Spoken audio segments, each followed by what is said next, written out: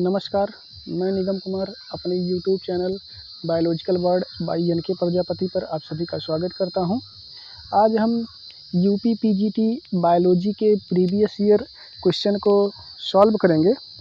तो चलिए हम लोग स्टार्ट करते हैं। क्वेश्चन नंबर फर्स्ट देखते हैं। यह क्राउन गॉल रोग का कारक है। क्राउन गॉल रोग का कारक है, तो इसके लिए इसमें 4 ऑप्शन दिया गया है। Option number 1 Mycobacterium, option number 2 agrobacterium, option number 3 Erwinia और ऑप्शन नंबर 4 इसमें से कोई नहीं। तो इसमें से कौन सा ऑप्शन सही है? तो इसमें जो कह सकते हैं ऑप्शन नंबर 2 दिया गया है एग्रोबैक्टीरियम। एग्रोबैक्टीरियम ये हमारा करेक्ट आंसर है, एग्रोबैक्टीरियम। क्योंकि जो एग्रोबैक्टीरियम ट्यूमिफेसियंस होता है, ये कह सकते हैं ट्यूमर इंड्यूसिंग प्लाज्मिड की सहायता से किसी भी प्रकार के जीन्स में कन्वर्ट हो जाता है और कह सकते हैं डाइकाट प्लांट में कह सकते हैं क्राउन गॉल डिजीज को काज करता है। क्राउन गॉल डिजीज को डाइकाट प्लांट में जो द्विबीजपत्री पौधे होते हैं उसमें क्राउन गॉल डिजीज को या रोग का कारक होता है। तो ये हमारा है ऑप्शन नंबर 2 इसमें करेक्ट ऑप्शन है। इसमें नंबर 1 पर जो ऑप्शन दिया गया है माइकोबैक्टीरियम, ये जो माइकोबैक्टीरियम होता है कह सकते हैं इसके द्वारा मैमल्स में बहुत सारी डिजीज काज किया जाता है। एग्जाम्पल के तौर पर अगर हम आपको बता दें तो माइकोबैक्टीरियम ट्यूबरक्लोसिस का नाम आप सुने होंगे, जो मैन में या ह्यूमन बीइंग में टीबी रोग का कारक होता है। इसके अलावा माइकोबैक्टीरियम लैप्री नाम आप सुने होंगे। ये माइकोबैक्टीरियम जो लैप्री होता है ये लेप्रोसी के लिए रिस्पॉन्सिबल होता है, लेप्रोसी रोग कह सकते हैं काज करता है। इसके अलावा इसमें एक ऑप्शन और दिया गया है अर्वीनिया। तो अर्वीनिया कह सकते हैं यह एक जीनस होता है इंटेरोबैक्टेरल्स बैक्टीरिया का, जिसमें कह सकते हैं इसकी जितनी भी स्पीसीज पाई जाती हैं मोस्टली प्लांट पैथोजेनिक होती हैं, मोस्टली प्लांट में कह सकते हैं डिजीज काज करती हैं। तो हम नेक्स्ट ऑप्शन को देखते हैं। अगला क्वेश्चन है हमारा 574 कोलीफेज में होता है।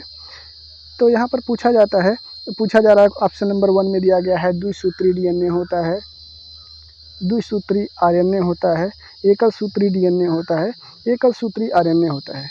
तो जनरली हम लोग जानते हैं जो डीएनए होता है वो डबल स्टैंडर्ड होता है, लेकिन कह सकते हैं कोलीफेज में जो 5×174 कोलीफेज होता है, टाइप का बैक्टीरियोफेज होता है, तो इसमें जो डीएनए होता है वो सिंगल स्टैंडर्ड होता है, डीएनए सिंगल स्टैंडर्ड होता है।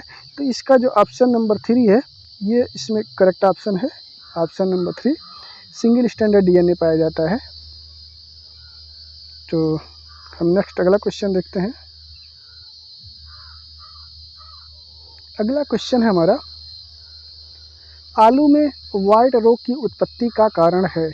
आलू में वाइट रोग की उत्पत्ति का कारण है। तो इसके लिए जो इसमें ऑप्शन है नंबर 1 पर फाइटोप्थोरा इन्फेस्टेंस, नंबर 2 है अल्टरनेरिया सोलानी, नंबर 3 है पाइथियम डेब्राइनम, नंबर 4 है सिनकाइट्रियम एंडोबायोटिकम। तो यहाँ पर जो हमारा ऑप्शन नंबर 4 है कह सकते हैं आलू में वाइट रोग की उत्पत्ति का जो कारण है वो ऑप्शन नंबर 4 है सिनकाइट्रियम एंडोबायोटिकम, सिनकाइट्रियम एंडोबायोटिकम। तो ये हमारा करेक्ट ऑप्शन है सिनकाइट्रियम एंडोबायोटिकम। इसके अलावा जो इसमें ऑप्शन नंबर 1 पर है फाइटोप्थोरा इन्फेस्टेंस, इसके द्वारा कह सकते हैं आलू में ही लेट ब्लाइट डिजीज काज किया जाता है, लेट ब्लाइट ऑफ पोटैटो। और अल्टरनेरिया सोलानी के द्वारा कह सकते हैं early blight of potato disease cause किया जाता है। जबकि जो पाइथियम डेब्राइनम है इसके द्वारा कह सकते हैं एक डैम्पिंग ऑफ एक कह सकते हैं डिजीज का स्टेट होता है जिसको डैम्पिंग ऑफ कहा जाता है, ये प्लांट में डेवलप करता है। पाइथियम डेब्राइनम के द्वारा ये डिजीज काज किया जाता है। तो इस तरीके से तो हम इसका जो करेक्ट ऑप्शन है वो सिनकाइट्रियम एंडोबायोटिकम है, क्वेश्चन नंबर 3 का जो करेक्ट ऑप्शन। नेक्स्ट हम देखते हैं इसका अगला क्वेश्चन है हमारा कवकों में हेटेरोथैलिज्म के खोजकर्ता थे। कवकों में हेटेरोथैलिज्म को किसने खोजा? तो इसमें 4 ऑप्शन दिया गया है पोंटे कार्वो, योम Roper, AF Blakeslee, de Bary and KC Mehta. तो हेटेरोथैलिज्म की जो खोज करता है इसमें कह सकते हैं AF ब्लैकस्ली है। इसका जो करेक्ट ऑप्शन है ऑप्शन नंबर 2 है। AF ब्लैकस्ली ने जो है कवकों में या फंगी में कह सकते हैं हेटेरोथैलिज्म को खोजा था। ये जो हेटेरोथैलिज्म होता है कह सकते हैं एक ऐसी परिघटना होती है जिसमें 2 जेनेटिकली डिफरेंट एंड कह सकते हैं कंपैटिबल सेक्सुअल स्ट्रेंस जो होता है वो सेपरेट थैलस में पाया जाता है। और वो सेपरेट थैलस में जो 2 सेक्सुअल स्ट्रेंस पाए जाते हैं वो आपस में सेक्सुअल रिप्रोडक्शन के द्वारा कह सकते हैं स्पोर का फॉर्मेशन करते हैं। अगर ये सिंगल थैलस में पाए जाते हैं तो इसको होमोथैलस बोला जाता है। लेकिन यहाँ पर कह सकते हैं इस घटना को होमोथैलिज्म कहा जाता है। मीन्स अकेले ही जो सिंगल थैलस होगा वो ही स्पोर का फॉर्मेशन करेगा। लेकिन यहाँ पर क्या है हेटेरोथैलिज्म की कंडीशन में 2 sexual strain means like a male and female आपस में मिल के कह सकते हैं अलग अलग थैलस में होते हैं और सेक्सुअल स्पोर का फॉर्मेशन करते हैं। तो जनरली इसी परिघटना को हेटेरोथैलिज्म कहा जाता है। और इसको डिस्कवर किया था AF ब्लैकस्ली ने। और इसमें जो पोंटे कार्बो एंड रोपर हैं, पोंटे कार्बो एंड रोपर ने कह सकते हैं इन्होंने genetic recombination with sexual reproduction in Aspergillus Niger पर इन्होंने काम किया था। पोंटे कार्बो एंड रोपर ने कह सकते हैं genetic recombination with sexual reproduction in Aspergillus Niger, इस पर इन्होंने काम किया था। जबकि डी वेरी ने जो है डी वेरी एंड मैक्स चल्टेज ने कह सकते हैं 1861 में इन्होंने दिया था प्रोटोप्लाज्मिक थ्योरी को दिया था, प्रोटोप्लाज्मिक थ्योरी को दिया था। जबकि KC मेहता के बारे में आप पहले से ही जानते हैं, ये बहुत प्रचलित साइंटिस्ट हैं, बॉटनिस्ट हैं। इन्होंने प्लांट पैथोलॉजी पर अपना काम किया हुआ है। इनको इंडियन प्लांट पैथोलॉजिस्ट भी कहा जाता है। तो हम देखते हैं नेक्स्ट क्वेश्चन, अगला क्वेश्चन।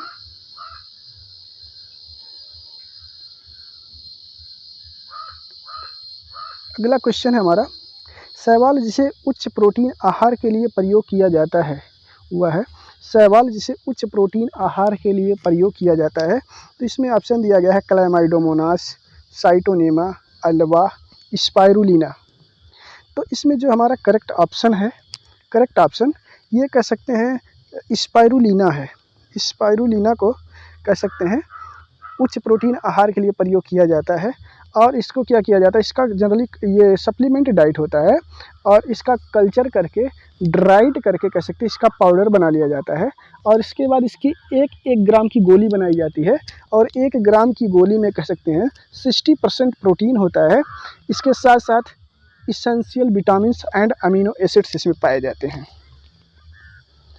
ये क्लैमाइडोमोनास जो होता है ये कह सकते हैं एक कॉमन फ्रेश वाटर एल्गा है। साइटोनीमा भी कह सकते हैं एक जीनस होता है फोटोसिंथेटिक साइनोबैक्टीरिया का, जिसकी लगभग 100 से ज़्यादा जातियाँ पाई जाती हैं। अल्वा क्या होता है, अल्वा लैक्टिका जो होता है इसको कह सकते हैं also known as, common name इसका जो होता है सी लेट्यूस कहा जाता है। और ये एक एडिबल ग्रीन एल्गा होता है। तो हम लोग नेक्स्ट क्वेश्चन देखते हैं, अगला क्वेश्चन।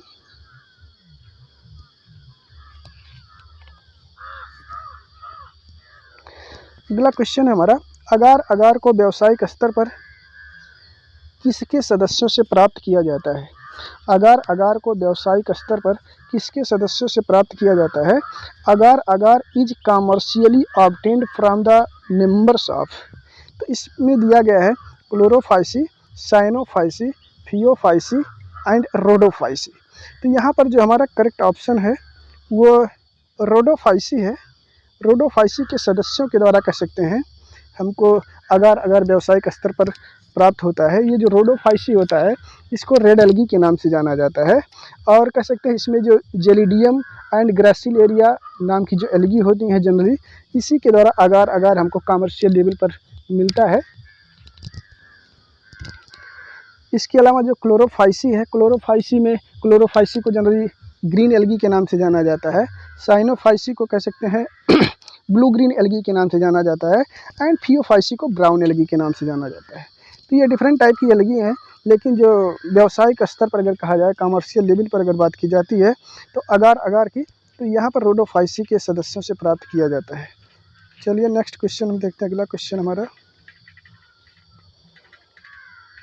अगला क्वेश्चन है पीट मास है। पीट मास है, पीट मास इज, तो इसमें 4 ऑप्शन दिया गया है। फ्यूनेरिया है, पॉलीट्राइकम है, एंथोसीरस है, स्फेगनम है। तो यहाँ पर जो पीट मास है जनरली स्फेगनम को कहा जाता है।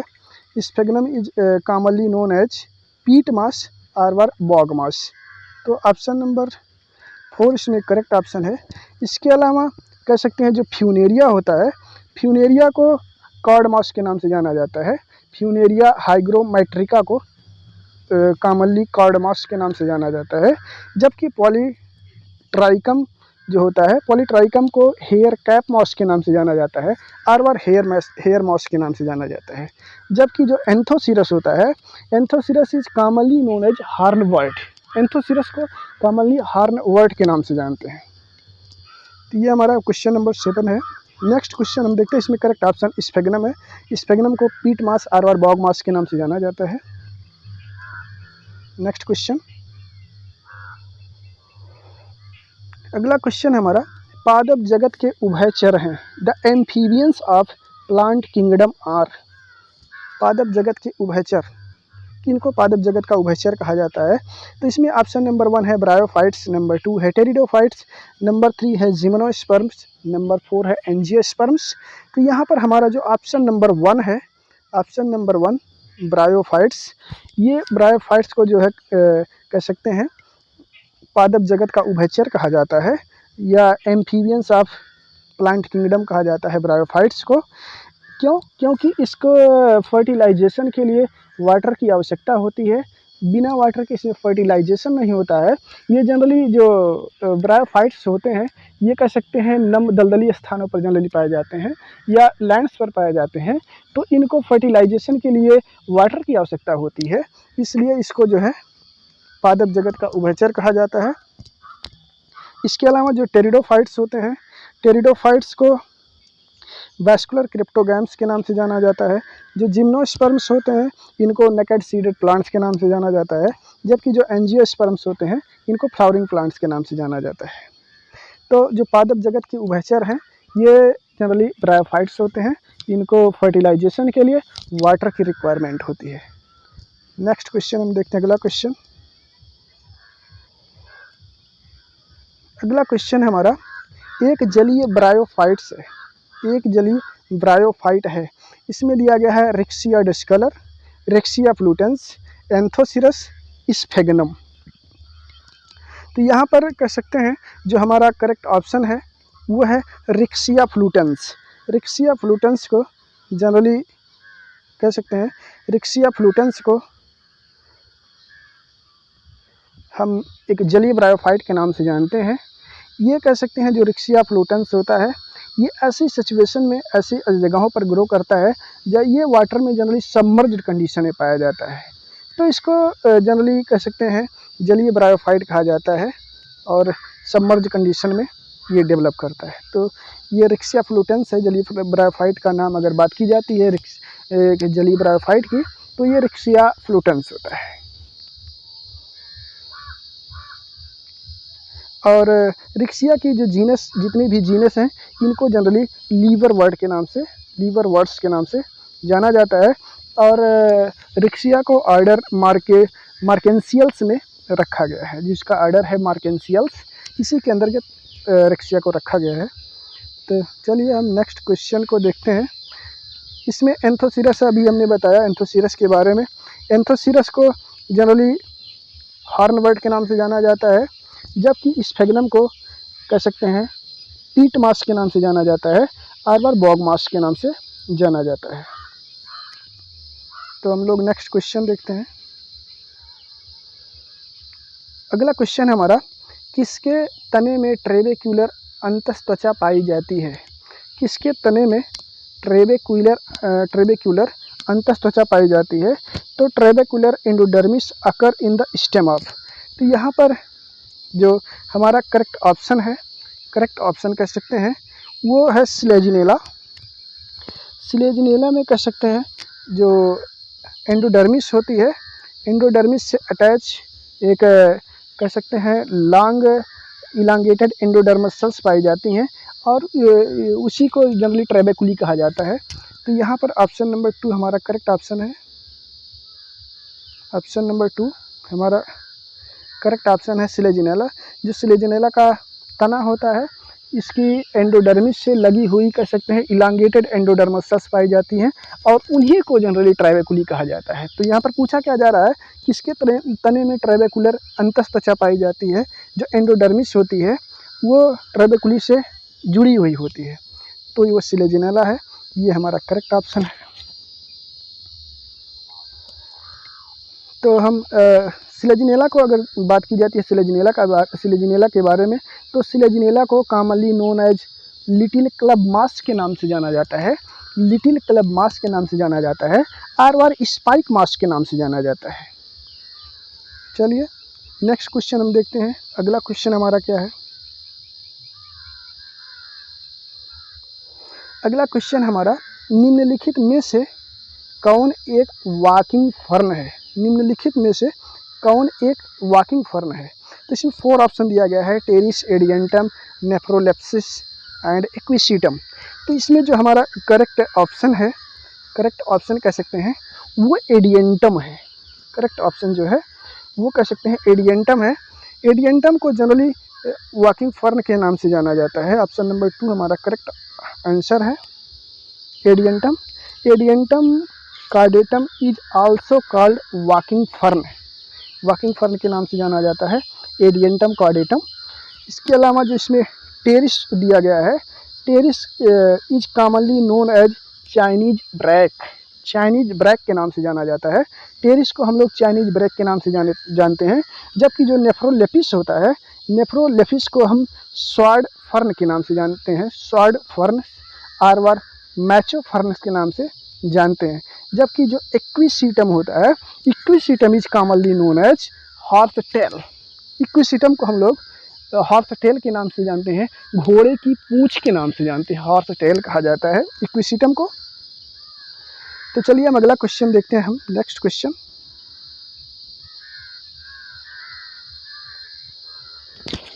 अगला क्वेश्चन है हमारा, पाइनस के नर युग्मकोद्भिद में प्रोथैलियल कोशिकाओं की संख्या होती है। पाइनस का जो नर युग्मकोद्भिद होता है, जिसको मेल गैमेटोफाइट कहा जाता है, उसमें पूछा जा रहा है प्रोथैलियल कोशिकाओं की संख्या कितनी होती है। तो जनरली जो प्रोथैलियल कोशिकाएं होती हैं उनकी संख्या 2 होती है। यहाँ पर हमारा ऑप्शन नंबर 3 जो है वो करेक्ट ऑप्शन है। उनकी संख्या जनरली 2 होती है। और इसमें जो फर्स्ट प्रोथैलियल सेल होता है वो कह सकते हैं डिवाइड नहीं करता है, जबकि जो सेकंड प्रोथैलियल सेल होता है वो डिवाइड करता है। तो फर्स्ट प्रोथैलियल सेल वो डू नॉट डिवाइड, जबकि second prothallial cell is divide. तो सेकंड प्रोथैलियल सेल में डिवीजन होता है, वो generative cell and tube cell में डिवाइड हो जाता है। जबकि जो फर्स्ट प्रोथैलियल सेल होता है उसमें इसका डिवीजन नहीं होता है। चलिए हम नेक्स्ट क्वेश्चन देखते हैं। अगला क्वेश्चन है हमारा, संचरण ऊतक पाया जाता है। संचरण ऊतक किसमें पाया जाता है। साइकस के पत्रक में पाया जाता है, पाइनस की निडिल में पाया जाता है, यूकेलिप्टस की पत्ती में पाया जाता है, इसमें से कोई नहीं। तो यहाँ पर 4 ऑप्शन दिया गया है। तो ये कह सकते हैं जो संचरण टिश्यू होता है, जिसको ट्रांसफ्यूजन टिश्यू कहा जाता है, ट्रांसफ्यूजन टिश्यू अकर्स इन, इस ट्रांसफ्यूजन टिश्यू किसमें पाया जाता है। तो इसके लिए जो हमारा करेक्ट ऑप्शन है, कह सकते हैं संचरण ऊतक के लिए ये जो करेक्ट ऑप्शन है ये ऑप्शन नंबर 1 है। ऑप्शन नंबर 1 ये हमारा करेक्ट ऑप्शन है। साइकस के पत्रक में पाया जाता है, या कह सकते हैं लीफलेट ऑफ साइकस में पाया जाता है ट्रांसफ्यूजन टिश्यू। और ट्रांसफ्यूजन टिश्यू का जनरली जो काम होता है वो कह सकते हैं ट्रांसपोर्टेशन ऑफ मटेरियल्स, जो कह सकते हैं मटेरियल होता है उसको ट्रांसपोर्ट करने का काम करता है between vascular bundles and mesophyll. जो वैस्कुलर बंडल और मीजोफिल होता है, इसके बीच कह सकते हैं जो ट्रांसफ्यूजन टिश्यू होता है वो मटेरियल को ट्रांसपोर्ट करने का काम करता है उसको एक स्थान से दूसरे स्थान पर पहुंचाने का काम करता है। तो ये काम होता है ट्रांसफ्यूजन टिश्यू का। चलिए अगला क्वेश्चन हम देखते हैं।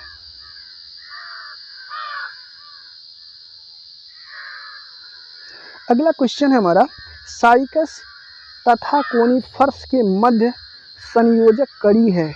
साइकस तथा कोनिफर्स के मध्य की जो संयोजक कड़ी है, ये पूछा जा रहा है यहाँ पर कि the connecting link between cycas and conifers is.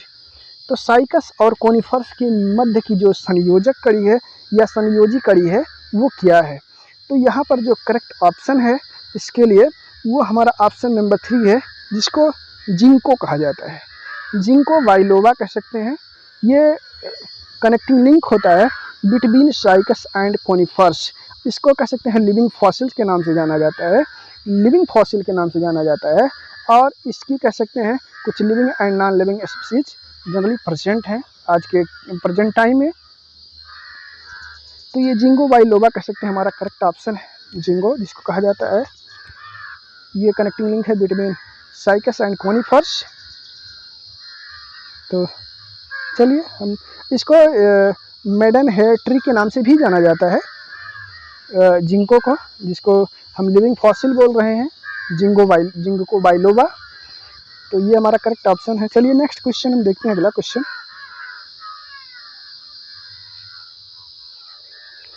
अगला क्वेश्चन है हमारा, एक अनावृत बीजी की पत्ती में 16 गुणसूत्र हैं, इसके भ्रूणपोष में कितने गुणसूत्र होंगे।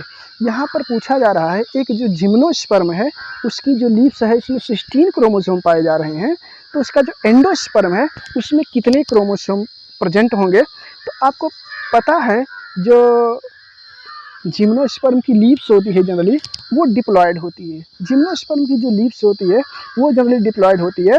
और जो डिप्लॉयड नंबर ऑफ क्रोमोसोम अगर 16 है तो आपको पता होना चाहिए जो एंडोस्पर्म होता है जिम्नोस्पर्म का वो हैप्लॉयड होता है। हैप्लॉयड होता है जिम्नोस्पर्म का जो एंडोस्पर्म होता है। तो यहाँ पर हम ऐसे ही जान जाएंगे इसका करेक्ट ऑप्शन कौन सा है। ऑप्शन नंबर 1 यहाँ पर करेक्ट ऑप्शन है। और इसमें कह सकते हैं इसके एंडोस्पर्म में या भ्रूणपोष में जो गुणसूत्रों की संख्या होगी वो 8 हो जाएगी। Haploid number of chromosome is equal to 8, जबकि diploid number of chromosome in leaves is 16। तो यहाँ पर करेक्ट ऑप्शन जो हमारा है वो है 8 नंबर में क्रोमोसोम प्रेजेंट होंगे। चलिए नेक्स्ट क्वेश्चन हम देखते हैं। अगला क्वेश्चन,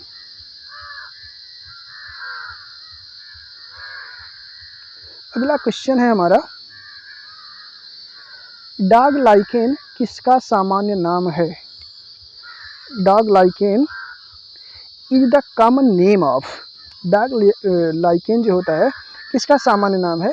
तो इसमें जो हमारा करेक्ट ऑप्शन है इसके लिए करेक्ट ऑप्शन कह सकते हैं वो है पेल्टीजेरा। ऑप्शन नंबर 2 हमारा करेक्ट ऑप्शन है, पेल्टीजेरा कैनाइना कह सकते हैं इसको। पेल्टीजेरा कैनाइना को जनरली डॉग लाइकेन के नाम से जाना जाता है, डॉग लाइकेन के नाम से जाना जाता है। जबकि क्लाइडोनिया रेंजीफेरा को हम लोग रेंडियर मॉस के नाम से जानते हैं। रेंडियर मॉस क्लाइडोनिया रेंजीफेरा को कहा जाता है। जबकि सिट्रेलियल आइजलैंडिका को आइजलैंड मॉस के नाम से जाना जाता है। सिट्रेरियल आइजलैंडिका को आइजलैंड मॉस के नाम से जाना जाता है। जबकि रोसेला टिक्टोरिया को लिटमस के नाम से जाना जाता है। रोसेला टिक्टोरिया को लिटमस के नाम से जाना जाता है। तो इस तरीके से हमारा जो इसमें करेक्ट ऑप्शन है डॉग लाइकेन किसका सामान्य नाम है, तो ऑप्शन नंबर 2 हमारा यहाँ पर करेक्ट ऑप्शन है, जिसको पेल्टीजेरा कैनाइना के नाम से जाना जाता है। इसी को जनरली डॉग लाइकेन के नाम से जाना जाता है। चलिए अगला क्वेश्चन हम देखते हैं। नेक्स्ट क्वेश्चन,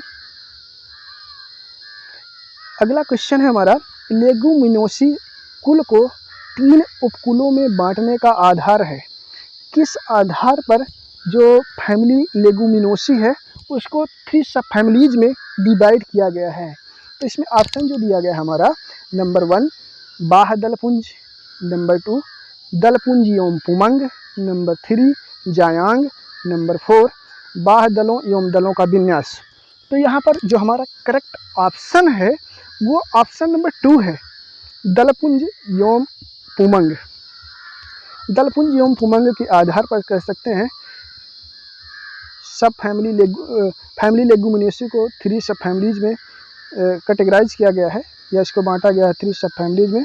तो यहाँ पर हमारा ऑप्शन नंबर 2 करेक्ट हो जाता है, जिसको कोरोला एंड एंड्रोसियम के आधार पर कोरोला एंड एंड्रोसियम के आधार पर इसको 3 सब फैमिलीज में कैटेगराइज किया गया है।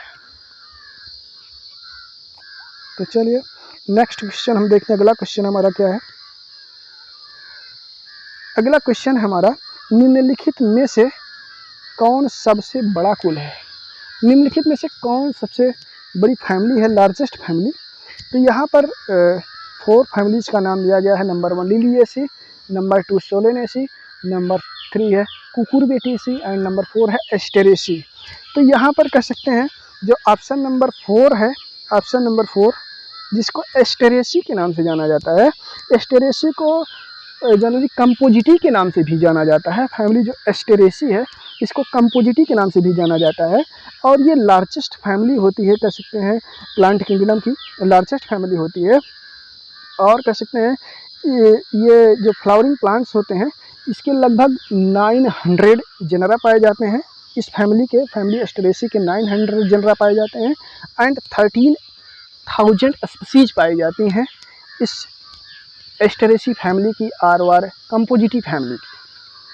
तो यहाँ पर ये सबसे लार्जेस्ट फैमिली है, फैमिली एस्टेरेसी। इसको आल्सो नोन एज कंपोजिटी के नाम से भी जाना जाता है।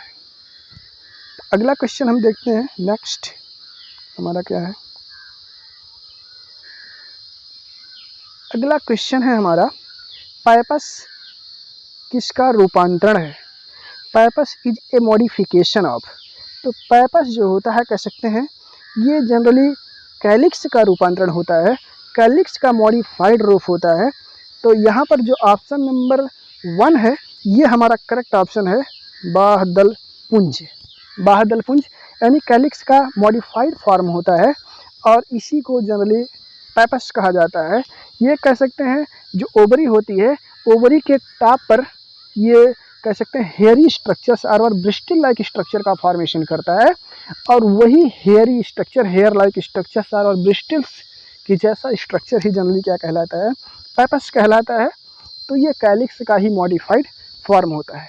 तो यहाँ पर हमारा ऑप्शन नंबर 1 जो है ये करेक्ट ऑप्शन है। नेक्स्ट क्वेश्चन हम देखते हैं। अगला क्वेश्चन हमारा क्या है?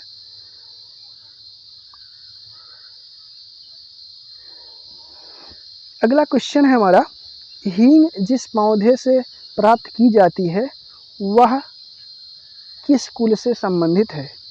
हींग जो है जिसको एसाफोटिडा के नाम से जाना जाता है, या किस कुल के पौधों से प्राप्त की जाती है या किस कुल के पौधे से प्राप्त की जाती है? तो इसके लिए जो हमारा करेक्ट ऑप्शन है वो ऑप्शन नंबर 4 है। जनरली कह सकते हैं ऑप्शन नंबर 4 ये इसका करेक्ट ऑप्शन है। अम्बेली फेरी के नाम से जाना जाता है। अम्बेली फेरी के जो सदस्य होते हैं जिसको इसका जो कह सकते हैं जो बोटानिकल नेम होता है एसाफोटिडा कहा जाता है।